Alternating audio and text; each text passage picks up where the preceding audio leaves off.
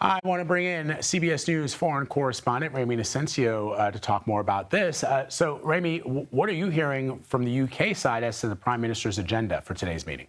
Hey, yeah, Vlad. Well, basically, on the general big picture perspective, it's really to try to make sure that the U.S.-UK special relationship, right, from World War II, first off, doesn't go up in flames, while also trying to play what I'm couching as friendly defense of many things here in the U.K. One, the British economy. We know it hasn't been doing well already. On national security through the lens of Ukraine and Russia, and for Keir Starmer's own political stability after attacks from Elon Musk. So all of this happening against a backdrop of his visit to see Donald Trump. Let's go and take a listen to this.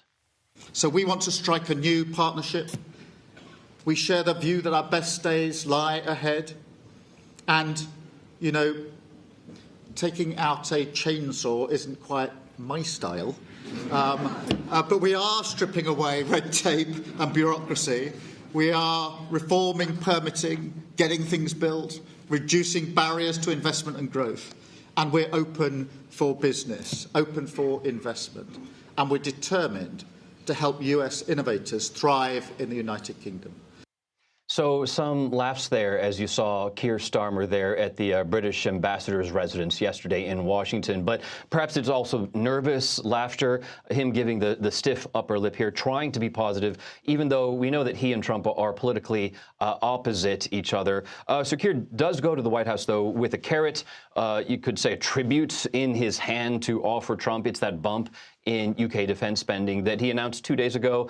Timing, obviously notable, Vlad. The question, though, will this bump be enough to appease Trump? Current spending for defense, 2.3% of GDP. The target in a couple years, 2.5% there. Then the next target above that, 3% of GDP, but that may not happen until 2029. All right. So President Trump says that Ukrainian President Volodymyr Zelensky, during this discussion that they're going to have tomorrow, will discuss this framework for these mineral resources deal. But again, Ramy, it's the question that I asked you yesterday. If the United States is not going to guarantee the security of Ukraine, if they are also not willing to support their the later date, even if it's at a later date, their future entry into NATO, it's really, really hard to see what Zelensky's getting out of this. Absolutely. It appears to be much more important for Ukraine to get, Vlad, anything out of this from the United States, from President Trump. There's hope. There's a lot of hope. But it does seem that President Zelensky is backed into a corner and that he does not have any kind of leverage when it comes to these aggressive words, the potential aggressive action that Donald Trump has been saying, has been threatening Ukraine, hoping that by giving the U.S. access to its mineral wealth, that it'll maybe tie the U.S. economically to Ukraine and thereby providing some kind of de facto security guarantee against Russia.